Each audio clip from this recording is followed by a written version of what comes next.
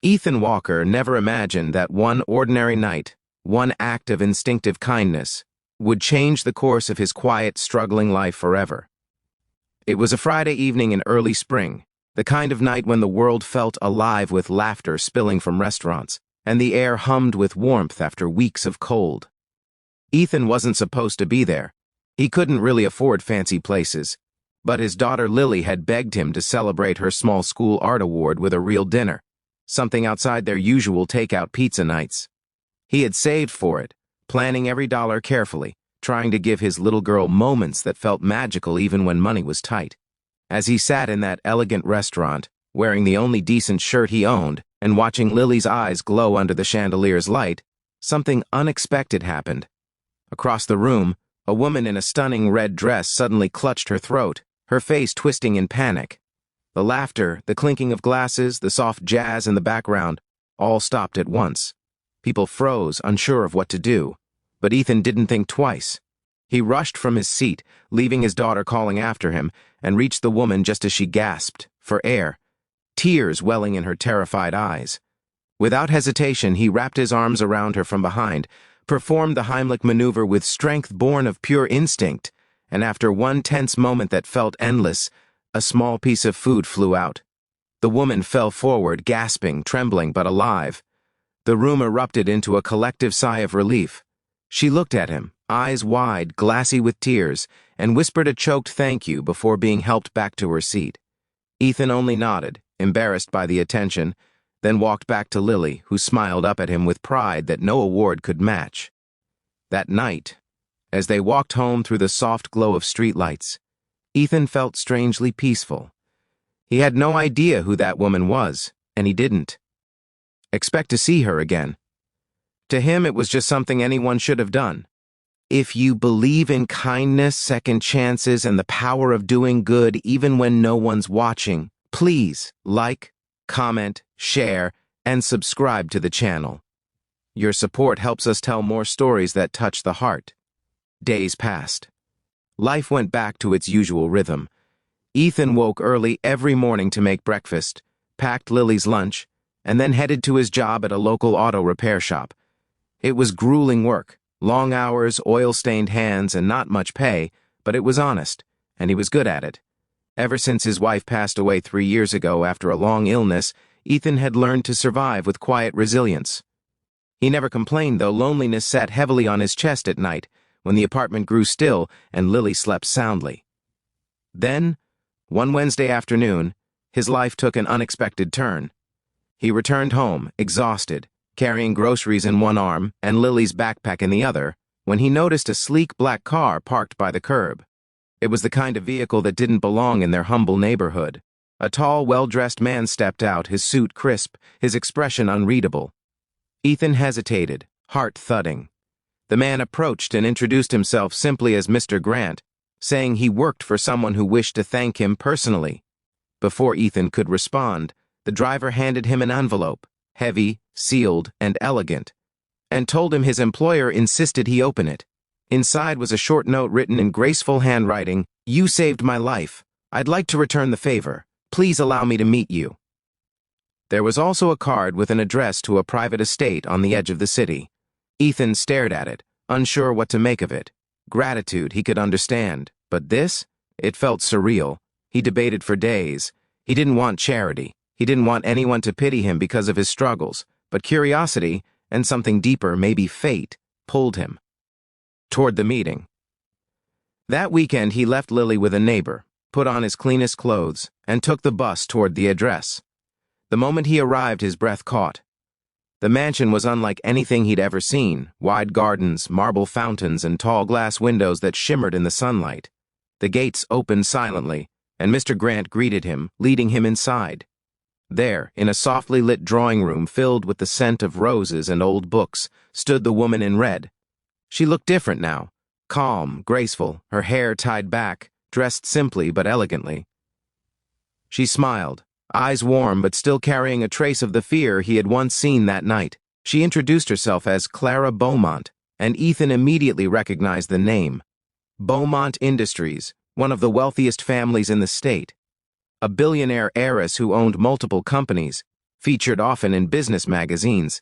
She told him she hadn't forgotten the man who saved her life, that she'd been dining alone that night, drowning in the weight of her own loneliness and exhaustion, that his kindness had reminded her there was still humanity in a world she often saw as cold and calculating.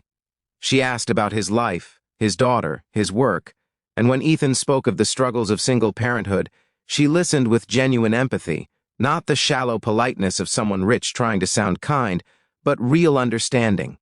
As their meeting went on, Clara made him an unexpected offer. She wanted to help him, not out of pity, but gratitude. Her company's community outreach division needed someone who understood real people, someone honest and grounded. She believed Ethan's integrity could make a difference. Ethan hesitated. It felt like too much, too fast. But Clara insisted that sometimes fate chose people not by wealth or status, but by the quiet courage they showed when no one was watching. He accepted. The next few months changed Ethan's life. He worked harder than ever, but now he was in an environment that valued him.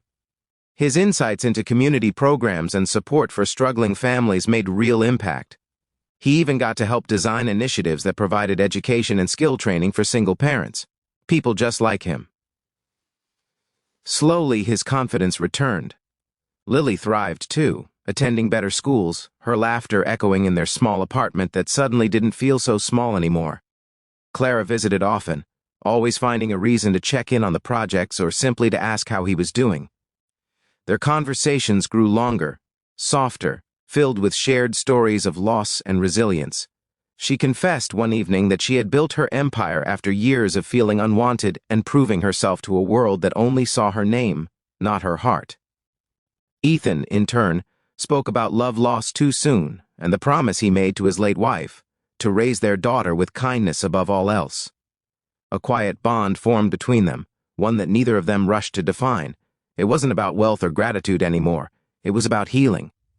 Two people from worlds apart, finding something human and beautiful in the simplest of truths. That one act of compassion could spark 1,000 more. Still, life wasn't without its shadows. Some at the company whispered behind Ethan's back, questioning why a mechanic from nowhere was given such responsibility. Clara faced pressure too. Her board thought she was distracted, that this charity project was beneath her. Yet neither gave in. They believed in what they were building, in the difference they were making. When Ethan overheard cruel remarks one afternoon and almost resigned, Clara stopped him, reminding him that the very people they were trying to help were watching, learning from his strength. He stayed, driven by something greater than pride. Months turned into a year. Ethan's work was featured in national press for transforming Beaumont's outreach into one of the most effective human aid models in the state. But for him, the real success was far simpler. The smile on Lily's face when she saw her father proud again. Then one evening, Clara arrived at his door, not with her driver, not in her usual polished grace, but quietly, in a plain coat, holding a small box. Inside was a bracelet Lily had dropped during one of their visits to the estate. But there was something else too, a letter addressed to Ethan, sealed with her name.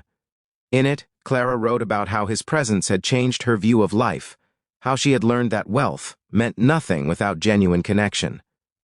She confessed that she had come to care deeply for him and Lily, not because he had saved her life, but because he had reminded her how to live it.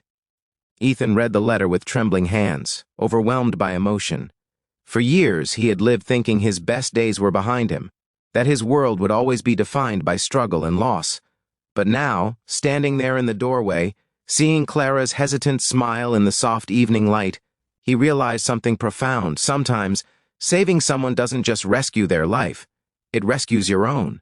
From that night on, their bond grew into something unspoken but unbreakable. Clara became part of their lives in small, natural ways, helping Lily with school projects, joining them for simple dinners where laughter replaced formality. It wasn't a fairy tale of riches and romance. It was something purer, a story of healing, gratitude, and the quiet power of love that didn't need grand gestures to be real. Years later, when Lily graduated college with honors, Ethan and Clara sat together in the front row, tears in their eyes. Life had come full circle, from a fateful dinner where fear and panic had filled the air to this day of triumph and peace. Ethan looked at Clara, remembering that first moment when he had reached out to save her. and she smiled back as if to say, "You did more than save me, you changed me." If this story touched your heart, please like, share, and subscribe. Every act of kindness, no matter how small, can ripple through lives in ways you can't imagine. Your support helps us keep telling stories that remind the world that compassion still matters. Special request: comment below what kindness means to you, because your words might just inspire someone else to do good today. And so Ethan Walker, the single dad who once struggled to get through each day, found not only hope, but a family built from courage, gratitude, and love. A simple act at dinner changed everything. Sometimes it's not the wealth we give that changes lives, it's the heart behind it. And sometimes, when you save someone, the universe finds a way to send that light right back to you. The end.